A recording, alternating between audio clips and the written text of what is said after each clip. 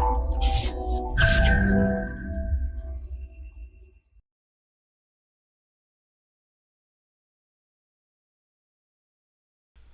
Friends, this is Gautam Pandey coming up with the next round of news simplified. तो आज की video में हम बात करेंगे why Russia want to capture Chernobyl. तो फर्स्ट ऑफ ऑल ये देख लेते हैं कि आखिर ये न्यूज़ में क्यों है। देखिए, रिसेंटली रसिया और यूक्रेन के बीच में टेंशन बढ़ता चला जा रहा है और कहा जा रहा है कि जल्द ही रसिया यूक्रेन पर अटैक कर सकता है। तो ऐसे में बातें निकल कर आ रही थी, लेकिन इस बात को प्रूव करता दिख रहा है यह न्यूज़ रिसेंटली, जिसमें कहा गया है कि यूएसए गवर्नमेंट ने अपने जितने भी डिप्लोमेट्स हैं और उनकी फैमिली है जो यूक्रेन में रह रहे हैं, उन्हें वहाँ से इवैक्यूएट करने का प्रोग्राम स्टार्ट कर दिया है। मीन्स अब ऐसा लग रहा है कि रसिया और यूक्रेन के बीच में वॉर होना तय है। देखिए, यूएसए ने 8500 अपने आर्मीज का एक ऐसा स्क्वाड बनाया है। ये लोग ही जाकर यूक्रेन से जितने भी डिप्लोमेट्स हैं उनकी फैमिलीज होने वहाँ से इवैक्यूएट करेंगे। याद कीजिए, कुछ दिन पहले ही हमने देखा था कि काबुल में ऐसा ही इवैक्यूएशन देखने को मिला था, जब काबुल पे तालिबान का कब्जा हो चुका था और यूएसए ने अपनी सारी आर्मी और वहाँ के लोगों को वहाँ से इवैक्यूएट किया था। देखिए, ऐसे में समझना जरूरी ये हो जाता है कि रसिया और यूक्रेन के बीच में टेंशन क्यों बना हुआ है। आखिर क्यों रसिया यूक्रेन पर अटैक करने की कोशिश कर रहा है या अटैक करने वाला है। तो इसको जरा हम एक एक करके समझते हैं। देखिए, सबसे पहले जरा हम बैकग्राउंड को समझते हैं। ये रसिया और यूक्रेन के बीच में कॉन्फ्लिक्ट जो है उसके कारण क्या है, इसे हम दो पार्ट में डिवाइड करके समझेंगे। एक लॉन्ग टर्म कॉज समझेंगे और एक शॉर्ट टर्म कॉज करके समझेंगे। देखिए, लॉन्ग टर्म की अगर बात करें तो याद कीजिए, जो करंट का हमारा रसिया है वो पहले यूएसएसआर के नाम से जाना जाता था। मीन्स ये पूरा ये बेलारूस, यूक्रेन, आप जो नेशन देख रहे हैं ये सारे रसिया के ही पार्ट थे, यूएसएसआर के पार्ट थे। ऐसे में जब से 1991 में यूएसएसआर डिजॉल्व हुआ, तब से यूक्रेन अलग हो गया और उसी समय से कहीं ना कहीं ये बात निकल कर आती रही है कि रसिया चाह रहा था कि यूक्रेन को अपने अंडर कर ले। बेलारूस की अगर बात करें तो बेलारूस अभी भी रसिया का अलाइ कंट्री है, हमेशा ही उनके अंडर में रहकर काम करता है, तो वो उस पर इस तरह का कोई अटैक करने वाली बात नहीं बनती है। अब बात ये आती है कि यूक्रेन क्यों इतना इम्पॉर्टेंट है। देखिए, यूक्रेन का रिलेशन वेस्ट कंट्री के साथ बहुत ज़्यादा है और ख़ास करके जितने भी वेस्ट कंट्रीज़ हैं, जो जैसे कि यूरोप के जितने नेशन हैं बड़े बड़े, वो यूक्रेन को यूज करते हैं रसिया के अगेंस्ट में। मीन्स एक काउंटर करने के लिए, अगर रसिया को काउंटर करने की ज़रूरत हो तो यूक्रेन उनके पास एक बफर जोन के तौर पे काम करता है। और साथ ही साथ आप याद कीजिए 2014 का टाइम, जब टेंशन इतना बढ़ चुका था कि रसिया ने यूक्रेन का जो सदर्न पार्ट है, ये आइलैंड एरिया क्रीमिया, जिसमें 2014 में रसिया ने अटैक करके इसे अपने अंडर में कर लिया था, कैप्चर ही कर लिया है 2014 में। सारे ही, चाहे वेस्ट के नेशन हो, यूएस हो, सारे नेशन बहुत सारे उस पर प्रतिबंध लगाने की बात करते रहे, बट फाइनली क्रीमिया को रसिया ने अपने अंडर में कर लिया था। वहाँ से भी टेंशन बना आ रहा है 2014 से भी। उसके बाद एक बहुत बड़ा कारण यूक्रेन का नाटो नेशन के साथ अलायंस है, और ये नाटो नेशन जितने भी हैं वो हमेशा ही यूक्रेन को यूज करते हैं रसिया के खिलाफ। मतलब एक बफर जोन की तरह है यूरोप कि जितने भी बड़े बड़े नेशन हैं यहाँ पर और रसिया के बीच में जब भी कोई टेंशन होती है रसिया से यूरोप के नेशन की, तो ये बफर जोन में यूक्रेन को यूज किया जाता है और यूक्रेन कहीं ना कहीं इनके बीच में पिसता चला जा रहा है। उस ज़्यादा डिटेल में हम नहीं जाते। एक भी एक कारण है। ये तो हो गई बात थोड़ी लॉन्ग टर्म कारण की। अब जरा हम शॉर्ट टर्म कारण को समझते हैं। देखिए, शॉर्ट टर्म कारण में सबसे बड़ा कारण व्लादिमीर पुतिन है और यूक्रेन का रिलेशन है। देखिए, अगर रूस की बात करें तो व्लादिमीर पुतिन को वहाँ पर एक नए अवतार के तौर पे ही माना जाता है। और इवन याद कीजिए आप, जब से मुझे लगता है स्कूल टाइम से ही आपने सुना होगा कि व्लादिमीर पुतिन कहीं ना कहीं कभी प्रेसिडेंट बन जाते हैं, कभी प्राइम मिनिस्टर बन जाते हैं। मीन पावर उन्हीं के हाथ में होती है। और Vladimir Putin highly ambitious person है। उनका कहना है कि 1991 से पहले जो यूएसएसआर था उसे फिर से रिगेन किया जा सकता है।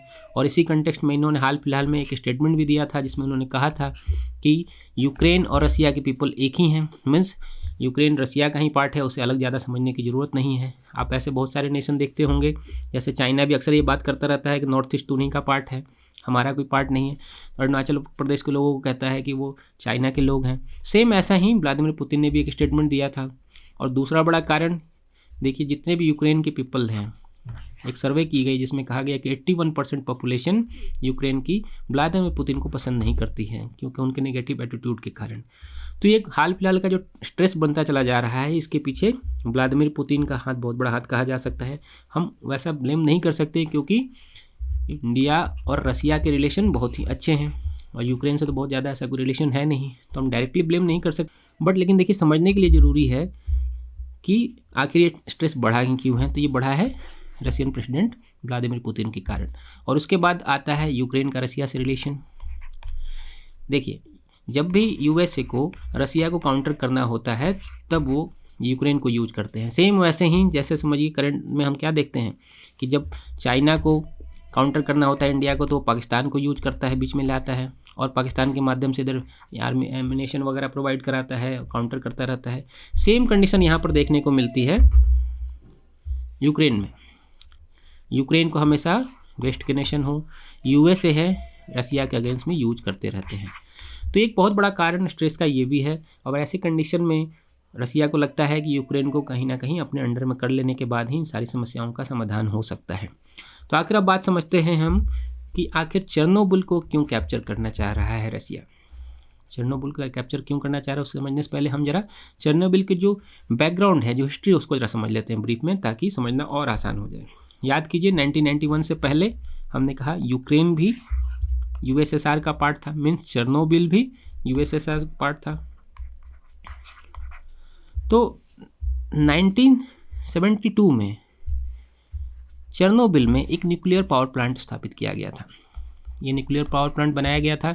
ये प्रिप्याट, आप मैप में देख रहे हैं, प्रिप्याट सिटी है, उससे नई सिटी एस्टेब्लिश की गई थी और इस सिटी को ही एनर्जी सप्लाई करने के लिए चेर्नोबिल में न्यूक्लियर पावर प्लांट लगाया गया था। सब कुछ अच्छा चल रहा था, बट अप्रैल 1986 को एक डिजास्टर हुआ। यहाँ की जो न्यूक्लियर पावर प्लांट थी उसके 4th रिएक्टर में एक एक्सप्लोजन हो गया और देखते ही देखते रेडिएशन फैलना स्टार्ट हो गया। कहा जाता है कि कुछ लोगों की डेथ भी हुई और रेडिएशन अप्रॉक्स समझिए पूरे के पूरे चेर्नोबिल सिटी में फैल गया। 30 किलोमीटर के रेडिएशन में ये चेर्नोबिल में रेडिएशन फैल चुका था। लास्टली गवर्नमेंट ने डिसाइड किया कि चेर्नोबिल जो न्यूक्लियर पावर प्लांट है उसे शट डाउन किया जाएगा। जब प्रॉब्लम सॉर्ट आउट नहीं हो गई तो फाइनली डिसीजन यही हुआ कि इसे शट डाउन कर दिया जाए। और रेडिएशन इतना फैल चुका था कि इस पूरे की पूरी सिटी को वैकेंट कर दिया गया। और करंट की अगर हम बात करें तो अप्रॉक्स समझिए 35 ईयर्स बीत चुके हैं। और चेर्नोबिल एक भूतिया शहर ही समझ लीजिए, पूरे के पूरी बिल्डिंग्स हैं, अपार्टमेंट्स हैं, पार्क हैं, सब कुछ है, बट वहाँ कोई रहता नहीं है। Means no man's land area है, कोई भी व्यक्ति वहाँ नहीं जा सकता है क्योंकि वहाँ पर रेडिएशन फैला हुआ है। और जो लोग भी वहाँ जाते हैं वो बहुत ज़्यादा परेशानियों में फंस जाते हैं, उन्हें बीमारियाँ हो जाती हैं, बहुत लोगों की डेथ भी हो जाती है। तो गवर्नमेंट के अकॉर्डिंगली कोई ऑफिशियली वहाँ नहीं जा सकता है और ये पूरी की तौर से भूतिया शहर मान लीजिए आप, कोई नहीं रहता है वहाँ पे। आप मूवी में जैसे देखते हैं ना कि कोई शहर, पूरा का पूरा शहर खाली है, कोई व्यक्ति वहाँ नहीं रह रहा है, कोई पर्सन नहीं रह रहा है, इवन कोई जानवर तक आपको पेट भी देखने को नहीं मिलेंगे। तो पूरा का पूरा शहर खाली है। तो ऐसे में समझना ये ज़रूरी है कि आखिर ये वैकेंट सिटी को रसिया क्यों कैप्चर करना चाह रहा है। देखिए, इसके पीछे कारण को समझते हैं, जरा इसके ज्योग्राफिकल कंडीशन को समझते हैं। देखिए, ये रहा चेर्नोबिल, ये रहा रसिया, ये रहा कीव, यूक्रेन का कैपिटल। मीन्स चेर्नोबिल और यूक्रेन के कैपिटल के बीच में बहुत ज़्यादा डिस्टेंस नहीं है। अगर चेर्नोबिल पर रसिया अटैक कर लेता है, कैप्चर कर लेता है, तो कीव पहुंचना उसके लिए बहुत आसान हो जाएगा। और याद कीजिए, बहुत सारी फिल्मों में भी आपने देखा होगा, कहा जाता है कि अगर किसी नेशन के, किसी स्टेट के कैपिटल पे ही कब्जा कर लिया जाए तो पूरा का पूरा स्टेट उसके अंडर में आ जाता है। और यही चाह रहा है रसिया। रसिया की कोशिश यही है कि वो चेर्नोबिल को कैप्चर कर आसानी से कीव तक पहुंच जाए। अब बात आती है कि रसिया चेर्नोबिल पर इतना आसानी से कैसे पहुंच सकता है, क्योंकि एक बहुत बड़ा एरिया यहाँ पर दिख रहा है आपको, इस एरिया को पार करके ही चेर्नोबिल पहुँचना होगा। तो जितने भी एक्सपर्ट्स हैं उनका कहना है कि रसिया बेलारूस के साइड से अटैक करेगा और चेर्नोबिल पे कैप्चर कर लेगा। अब बेलारूस क्यों यूज करने देगा आप समझिए। देखिए, हमने थोड़ा पहले ही कहा था कि बेलारूस रसिया का एलाई नेशन है, मीन्स उसके सपोर्ट में हमेशा ही खड़ा रहता है। तो रसिया और बेलारूस की आर्मी मिलकर में भी चेर्नोबिल पे कैप्चर कर ले, और चेर्नोबिल पे कैप्चर कर लेती है तो कीव पर कैप्चर करना उनके लिए आसान हो जाएगा। अब बात आती है कि इधर ये जो पूरा एरिया है यहाँ क्यों नहीं कैप्चर करेंगे। देखिए, ऑलरेडी इस एरिया में, पर्टिकुलरली इस मैप में अगर आप देखिए तो क्रीमिया को ऑलरेडी वो कैप्चर कर ही चुका है।